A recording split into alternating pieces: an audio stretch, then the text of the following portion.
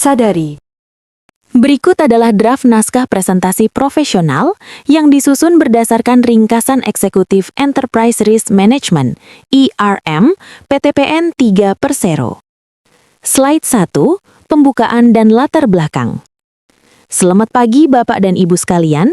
Hari ini kita akan membahas mengenai implementasi Enterprise Risk Management ERM di PTPN 3 Persero.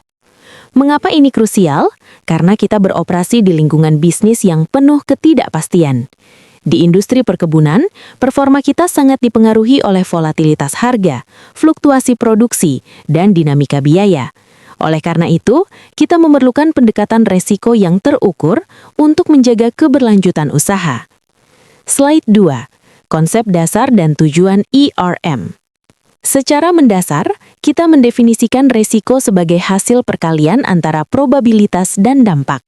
Risiko bukan sekedar ancaman, tetapi variabel yang berdampak langsung pada kinerja perusahaan. Tujuan utama ERM kita bukan hanya untuk memitigasi bahaya, melainkan untuk melindungi dan menciptakan nilai perusahaan, meningkatkan kualitas pengambilan keputusan, serta menjaga stabilitas laba. Kita bergeser dari sekedar intuisi menuju pendekatan berbasis data yang lebih akurat. Slide 3. Taksonomi risiko dan spektrum kerugian. PTPN 3 mengidentifikasi 5 kategori risiko utama, yaitu strategis, pasar dan finansial, kredit, operasional dan proyek, serta reputasi dan kepatuhan. Dalam mengelola ini, kita membedakan antara expected loss atau kerugian rutin yang bisa diprediksi dan unexpected loss yang berada di luar ekspektasi. Kita juga waspada terhadap tail risk, yaitu kejadian ekstrim yang meski jarang terjadi, namun memiliki dampak yang sangat besar bagi perusahaan. Slide 4. Kerangka kerja dan proses ERM. Struktur ERM kita berdiri di atas 4 pilar: tata kelola risiko, risk governance, kerangka risiko, risk framework, proses risiko, dan sistem pengendalian internal. Proses ini dijalankan secara siklis, mulai dari identifikasi, analisis dan pengukuran, hingga mitigasi dan monitoring berkala. Untuk pengukurannya, kita menggunakan kombinasi metode kualitatif seperti matriks risiko dan metode kuantitatif seperti value at risk (VAR). Slide 5. Risk appetite dan faktor risiko spesifik. Kita bekerja dalam batasan yang jelas melalui Risk Appetite Framework.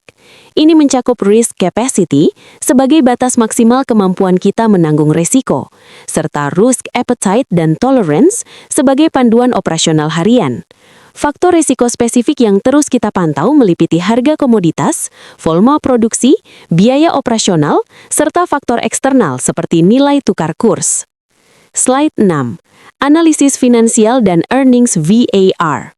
Salah satu instrumen kunci kita adalah Earnings Value at Risk. Alat ini memungkinkan kita mengukur potensi penurunan laba akibat perubahan harga, biaya, dan suku bunga. Kita harus menyadari bahwa perubahan kecil pada variabel-variabel ini dapat berdampak signifikan pada laba bersih perusahaan. Inilah mengapa monitoring berkelanjutan dan strategi mitigasi yang responsif menjadi harga mati. Slide 7. Kesimpulan.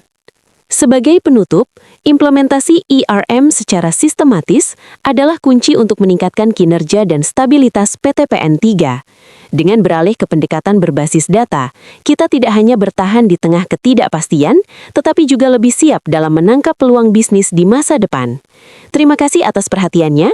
Mari kita lanjutkan ke sesi diskusi.